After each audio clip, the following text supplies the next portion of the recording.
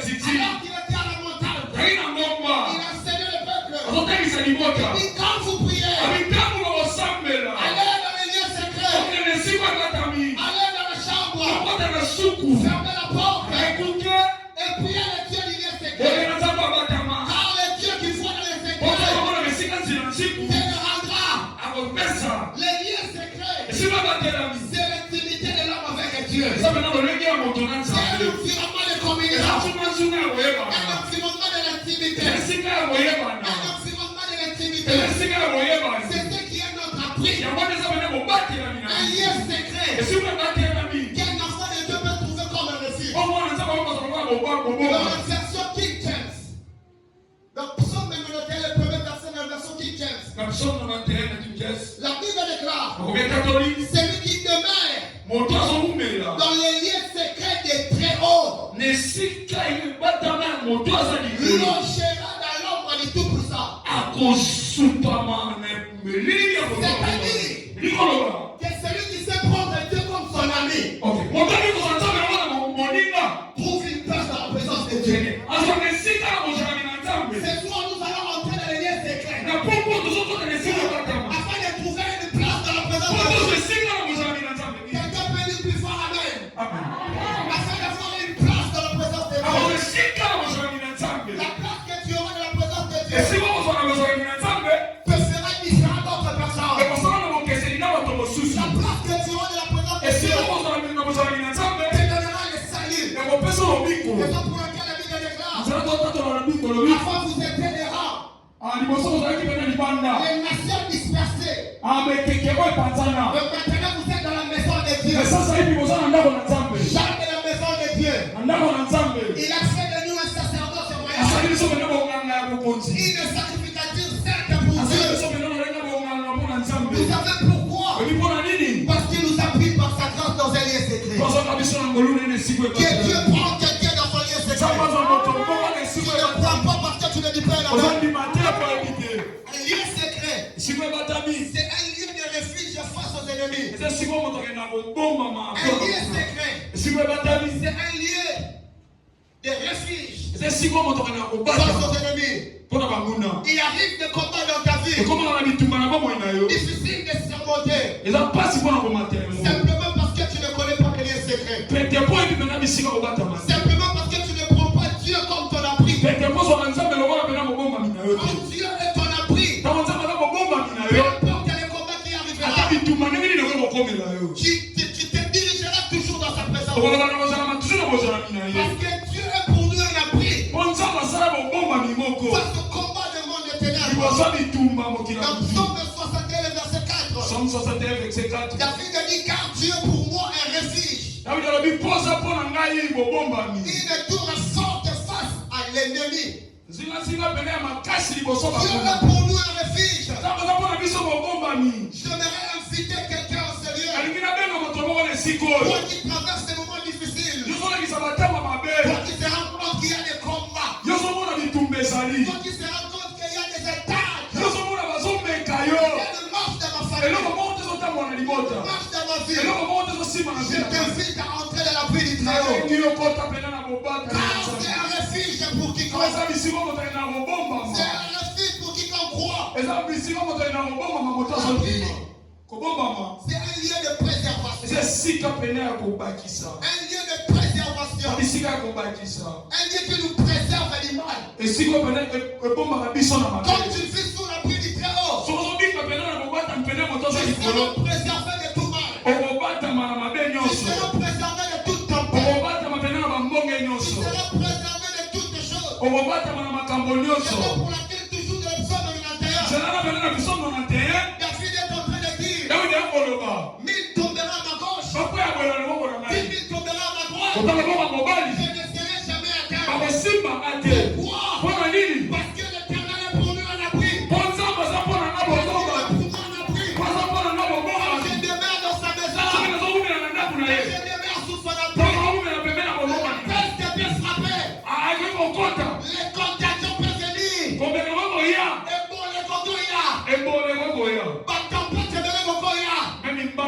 Parce que je demeure sous la pluie du Très-Haut, je ne serai jamais atteint.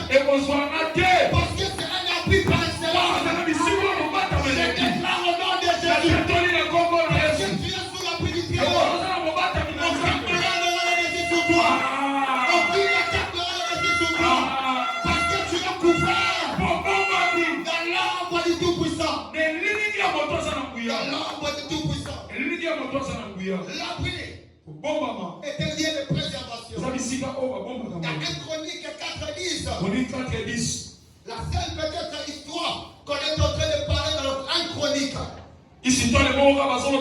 Parce que quand vous entrez dans 1 Chronique, de la généalogie de roi. Mais arrivé à 1 Chronique 4:10, on est en train d'offrir une histoire d'une personne citée. Cette personne était Jaébet. Jaébet est en train de faire une prière à l'Éternel. La Bible déclare que Jaébet invoqua les dieux d'Israël. En disant, si tu me bénis et que tu étends de mes limites, si tu me préserves du malheur, en sorte que je ne sois pas dans la souffrance, et Dieu accorda ce qu'il avait demandé. Jaébet se rend compte que sous la pluie du Très-Haut, je peux être préservé du mal. En donnant le nom de Jaébet, parce que sa mère l'avait affronté avec souffrance. C'est tellement que je comprends même l'influence du nom. Il arrive des cas où plusieurs personnes souffrent. À cause de l'influence du nom. Ce n'est pas pour rien quand l'Éternel rencontrait les gens, il donnait le nom nouveau. Il rencontre Abraham, il transforme Abraham. Il fait de même aussi avec Simon pour devenir Pierre. Quand le nom de quelqu'un cache l'identité. Et pour laquelle, quand nous avons créé la bonne nouvelle, nous n'appartenons plus à nos familles. Lesquels sont les nés de la volonté des hommes, de la chair, lesquels sont nés de l'esprit, de la volonté de Dieu, qui sont appelés enfants de Dieu. Parce que Dieu devait changer l'identité de notre vie. À cause du nom de Jaébet, les limites accompagnaient Jaébet. Je suis en train d'effacer au nom de Jésus. Par le sang de Jésus. Toute identité de malade y attendant.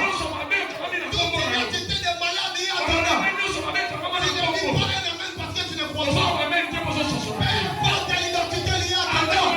Je déclare et je prophétise.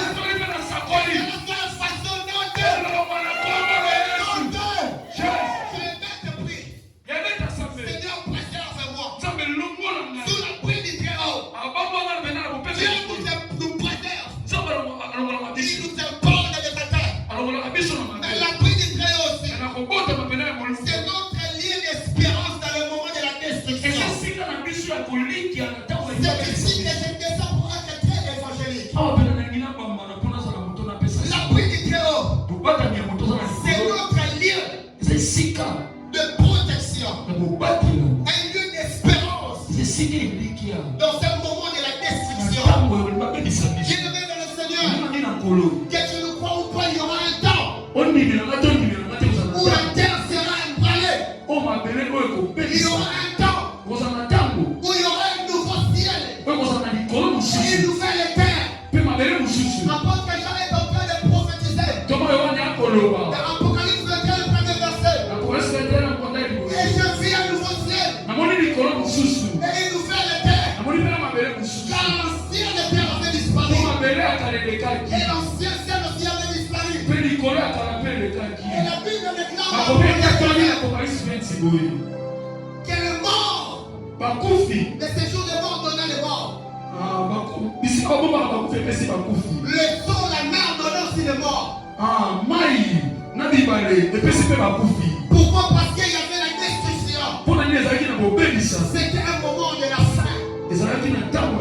Un moment où Dieu devait rétablir le royaume d'Israël. Mais ceux qui ont eu à Dieu devait sur la pluie du Très-Haut, qui étaient épargnés contre la destruction. Dans le mystère des 4 femmes, la Bible déclare il y avait 4 anges qui s'étaient aux 4 coins de la terre. Il était destiné de souffler un voile de la désolation. Il y avait un ange qui venait du côté du soleil levant. Il vient signer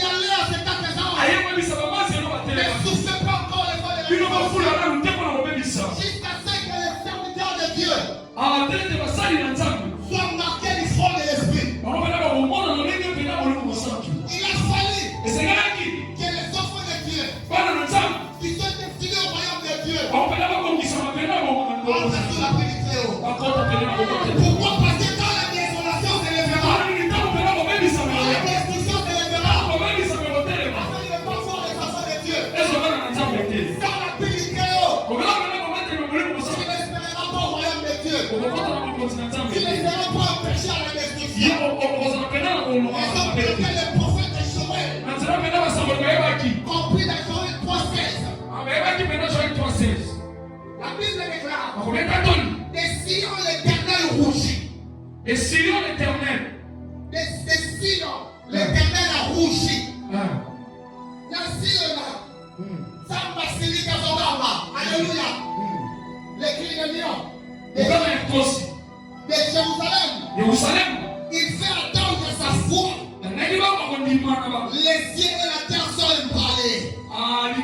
Mais l'Éternel est un refuge pour son peuple, un appui pour ses enfants. Quand la tempête s'élèvera, quand la désolation viendra, quand la terre sera ébranlée, quand toutes les choses qui subsistent seront détruites, seuls les enfants de Dieu, seuls les gens qui demeurent sous la terre, qui seront ébranlés, demeurés sous le puits du Très-Haut, à la capacité de nous apporter de l'eau,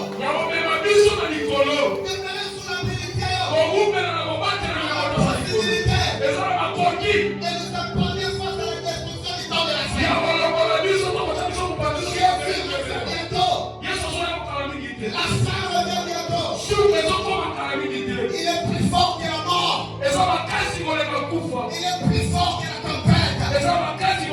Il est temps d'inviter Jésus afin que ta famille demeure sous la pluie du Très-Haut. Raison pour laquelle moi je ne crois pas qu'il y a une enfant de Dieu qui demeure sous la pluie du Très-Haut. Il est attaqué par les masses. Père, tu es touché. On voit que le Seigneur promène comme Jean. Parce qu'il n'y a aucune attaque. Il y a la capacité de percer la pluie du Très-Haut. Il n'y a pas le feu. Parce qu'il est le feu dévorant. C'est que nous devons retenir. Et que Jésus-Christ est notre seul et véritable abri. Oui, il a dit de paix. Et tout est dit. Dans Colossiens chapitre 3 et verset 3. La Bible déclare: quand vous êtes morts et votre vie est cachée avec le Christ en Dieu, c'est alors que je comprends. Les frères appris par excellence, ce n'est que Jésus-Christ de Nazareth.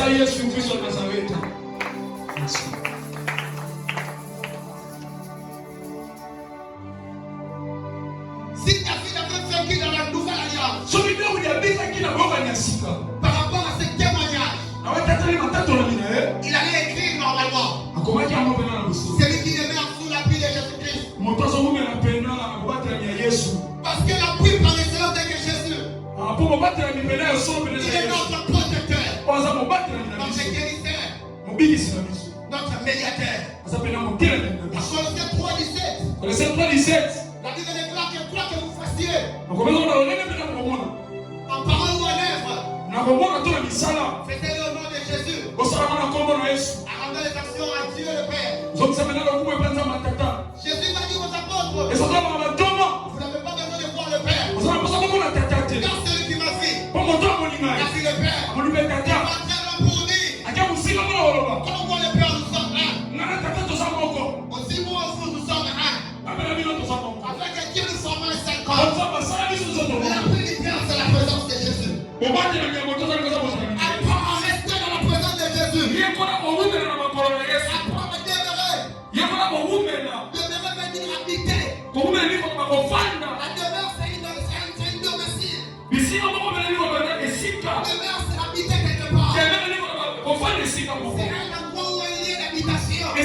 On lève le déclare. Dieu donne sur la pluie du chaos. C'est simplement dire former une maison d'habitation dans la présence de Dieu. La présence de Dieu est devenue ton habitation. Car le repos ne viendra jamais. Si au départ tu ne demeures pas, au fur et à mesure je demeure. J'ai construit ma maison dans la présence de Dieu. Apprends à construire une demeure dans la présence de Dieu. Il ne répond aujourd'hui ou pas. Je vais demeurer là parce que j'ai une maison dans la présence de Dieu. Beaucoup ne sont pas bénis parce qu'ils sont des visiteurs dans la présence de Dieu. Ils n'ont pas une maison. Tu ne demeures pas. Tu n'es pas béni parce que tu n'as pas une maison dans la présence de Dieu. Quand tu n'as pas une maison, tu seras un simple visiteur. Parce que tu manqueras l'endroit où mettre la tête. Il te faut créer une maison dans la présence de Dieu. Que Dieu bénisse quelqu'un. Que Dieu bénisse quelqu'un. Que Dieu bénisse quelqu'un. 1 Corinthiens chapitre 6, verset 19. Ne savez-vous pas que vos corps est le membre du Saint-Esprit qui est en vous, que vous avez reçu de Dieu et que vous ne pouvez et que vous appartenez point à vous-même. Et que tu dois savoir et que ton corps est le temple de Dieu. La demeure.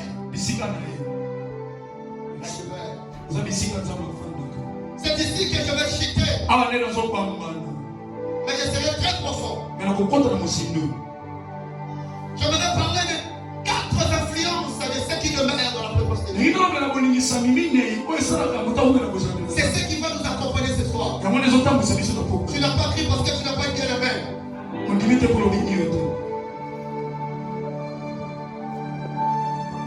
Ceux qui font de l'éternel leur habitation. Ils expérimentent quelques influences dans la présence de Dieu. Il est impossible de venir dans l'habitation de Dieu. Il est impossible de demeurer dans la présence de Dieu et de ne pas être influencé par quelque chose de Dieu. Tu dois aimer la présence de Dieu. Celui qui demeure bénéficie de la protection divine et de la victoire face aux adversités. Dans Psaume 91, verset 4 à 7, la Bible déclare: il te couvrira de ses plumes et tu trouveras un refuge sous ses ailes. Sa fidélité est un bouclier. Il Kyrias. Tu ne craindras ni le terreur et la nuit, ni la flèche qui vole de jour, ni la peste qui marche dans les ténèbres, ni la contagion qui frappe en plein midi. Que 1000 tombent à ton côté et 10 000 à ta droite, tu ne seras jamais atteint. C'est alors que je comprends que ceux qui demeurent sous la pluie bénéficient de la protection, bénéficient de la victoire. Et donc pour laquelle lorsque Dieu regarda Moïse, il inspira à Moïse quelque chose. Face au problème, Moïse regardait les enfants d'Israël. Moïse est en train de dire: vous garderez silence et vous verrez ce que l'Éternel fera. Car ceux qui demeurent sous la pluie du ne crient pas face au combat. Il ne se lamente pas. Il ne pleure jamais. Sachant que nous combattons pour la victoire. Nous ne combattons pas pour la victoire. Nous combattons de la victoire. Ceux qui demeurent n'ont pas honte, n'ont pas peur, ne craignent pas l'ennemi.